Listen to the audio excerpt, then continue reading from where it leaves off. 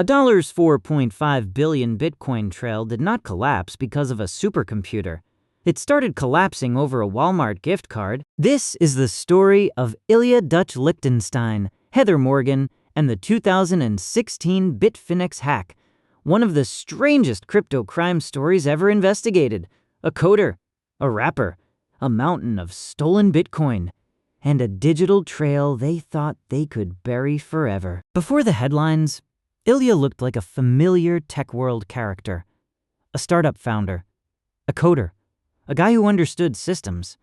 Heather Morgan looked like a different kind of internet character. Writer, entrepreneur, marketing consultant, an online rapper under the name Razzlekhan, the self-made Crocodile of Wall Street. To the public, they looked strange, loud, ambitious, and internet famous in a very specific way. Not like people connected to one of the largest crypto seizures in American history. In 2016, Bitfinex was one of the major cryptocurrency exchanges. Bitcoin was still young enough to feel experimental, but valuable enough to attract obsession. Then, someone got inside. According to federal prosecutors, Lichtenstein used advanced hacking tools and techniques to access Bitfinex's network. Once inside, he fraudulently authorized more than 2,000 transactions and moved 119,754 Bitcoin into a wallet under his control. At the time, the stolen Bitcoin was worth about $71 million, a ridiculous amount of money, but not the final number, because Bitcoin kept rising, and suddenly, what started as a $71 million hack became a multi-billion-dollar problem. The difficult part was not only stealing the Bitcoin, the difficult part was surviving the Bitcoin, because blockchain is not like a bag of cash. It moves, it records, it remembers. Every transaction leaves a mark. So the plan became simple in theory and exhausting in practice. Break the money into pieces, move it through layers, hide the origin, create fake identities, use exchanges, use darknet markets, use mixers, use business accounts, convert some of it into gold. Federal prosecutors described the laundering plan as a mix of fictitious identities, automated transactions, darknet markets, cryptocurrency exchanges, chain hopping, mixing services, business accounts, and gold coins. It sounds cinematic, but underneath the style, the logic was basic. Make the money look tired. Make it pass through so many doors that nobody could remember where it came from. For years, the money moved, small amounts, different accounts, different platforms, different names. Some funds were deposited into darknet markets and cryptocurrency exchanges, then withdrawn again to blur the transaction history. Some were converted into other cryptocurrencies. Some went through mixing services. Some was pushed through business accounts to make the banking activity look more normal. And from the outside, the couple's lives looked almost absurdly public. Heather was posting as Razzlekhan, raps, persona, internet chaos, business advice, a strange kind of confidence. Ilya, meanwhile, had the quieter energy of a technical operator. The world saw weird content.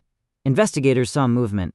Because while the couple was building online identities, law enforcement was building something else. A map. The first crack was not dramatic. It was not a masked agent kicking in a door. It was a trail through Alphabay, a darknet marketplace that authorities took down in 2017. Investigators believed that the Alphabay takedown may have helped connect internal transaction logs to accounts linked to Lichtenstein. That matters because criminals often imagine laundering as a fog machine, but sometimes, when one platform falls, the fog clears backward. Old logs become evidence. Old accounts become names. Old movements become patterns. And in this case, the pattern kept pointing toward the same orbit. Wallets, accounts, gift cards, cloud files, fake identities. The money was hidden, but not silent. The most audacious part of this story is not that the Bitcoin was stolen. It is that most of it just sat there. For years, imagine having access to billions of dollars you cannot freely spend. The fortune that makes you rich only if nobody can prove it is yours. That is the prison of stolen crypto. The wallet becomes a vault, but also a trap. Every time you touch it, you risk creating another clue. So the couple allegedly tried to convert pieces of the fortune into things that looked less like blockchain evidence: gold, NFTs, gift cards, business payments, exchange accounts, international banking trails. Morgan later admitted she helped launder funds at Lichtenstein's direction, including setting up fictitious accounts and concealing gold coins converted from stolen funds. And this is where the story turns almost ridiculous. Because inside a case involving billions of dollars, one of the details that caught public attention was tiny: a Walmart gift card. Not because it solved everything alone, but because it showed the larger mistake. They were trying to turn radioactive money into ordinary life, and ordinary life leaves receipts. By 2022, the system was not guessing anymore. It was closing. Investigators had followed blockchain movements, exchange accounts, darknet market links, and digital records. Then came the cloud files. Investigators accessed Ilya Lichtenstein's email and cloud account, broke encryption on several files, and found a spreadsheet listing accounts. Reports also mentioned folders named personas and passport ideas. That is the kind of detail you cannot easily explain away. A spreadsheet, not a Hollywood villain monologue, not a secret lair, a spreadsheet. The most ordinary object in modern crime. Rows, accounts, names, logins, structures. And once investigators had that, the story changed. The question was no longer, who moved the Bitcoin? The question became, how much of the map do they already have? This became a cat-and-mouse game across two worlds. In one world, the couple lived in New York. Public posts, music, business writing, big personalities, a strange internet mythology building around them. In the other world, investigators were following numbers, wallets, transactions, exchange records, seizure warrants, cloud accounts, darknet logs. The couple had one advantage: crypto can move fast. But the investigators had one bigger advantage: crypto does not forget. Every attempt to hide the money created more history. Every layer created more links. Every fake identity still needed some connection to reality.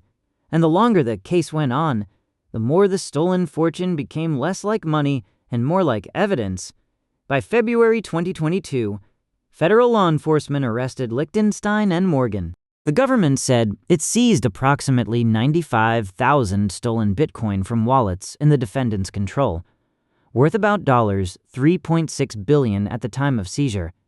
The biggest flex in crypto became the biggest asset seizure in Department of Justice history at the time. Here's the irony. They did not get caught because blockchain was anonymous. They got caught because it was traceable. They did not lose because the plan had no layers. They lost because every layer still had edges. A darknet market goes down. An exchange asks for identity verification. A gift card leaves a trail. A cloud file gets decrypted. A spreadsheet becomes a confession without speaking. And then, in August 2023, the mystery cracked open in court. Lichtenstein admitted he was the hacker behind the 2016 Bitfinex attack. He and Morgan both pleaded guilty to money laundering conspiracy.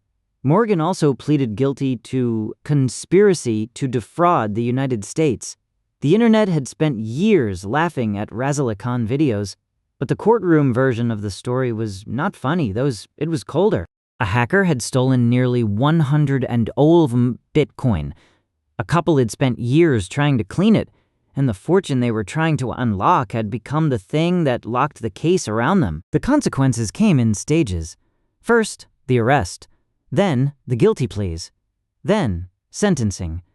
On November 14, 2024, Ilya Lichtenstein was sentenced to 5 years in prison and 3 years of supervised release for his role in the money laundering conspiracy connected to the Bitfinex hack. 4 days later, Heather Morgan was sentenced to 18 months in prison for her role in helping conceal the stolen Bitcoin. Compared to the size of the money, the sentences shocked people. But the case was not simple. Reports noted cooperation, recovery of funds, different roles, and the fact that Lichtenstein admitted he was the hacker. Then came another strange update. In January 2026, TechCrunch reported that Lichtenstein apparently had been released early from prison and was on home confinement under Bureau of Prisons policies after he credited the First Step Act. So the ending is not clean. It is not a movie ending. It is stranger. The hacker who stole the Bitcoin got caught. The rapper wife became a global meme. The government recovered billions. And the blockchain kept the memory of everything. The Bitfinex story is not just a story about greed. It is a story about systems. A bank can forget. A receipt can fade. A witness can disappear. But a blockchain does something different. It remembers too much. That is what makes crypto powerful and dangerous. The same permanent record that gives people confidence can also become a trap for anyone who thinks digital means invisible. Lichtenstein understood systems. That was his edge. But the system he attacked became the system that preserved the evidence. And Heather Morgan's online persona made the story viral because it gave the internet something easy to laugh at. A rapper, a crocodile, a billionaire crypto crime, a Walmart gift card. But behind the meme was a much colder reality. The future of crime may be digital, but the future of investigation is digital too. In the end, the strangest part of the Bitfinex heist is not that someone stole the Bitcoin. It is that they could see the money. They could move pieces of it. They could watch it become worth billions, but they could never fully touch it without leaving another mark. That is the curse of stealing from a permanent ledger. The money was not just money. It was a witness. And for almost 6 years, that witness waited. If you want more stories where one tiny flaw breaks an entire empire, subscribe to Cypher Zone, because the next case starts with a system everyone trusted, and one person who noticed it trusted the wrong thing.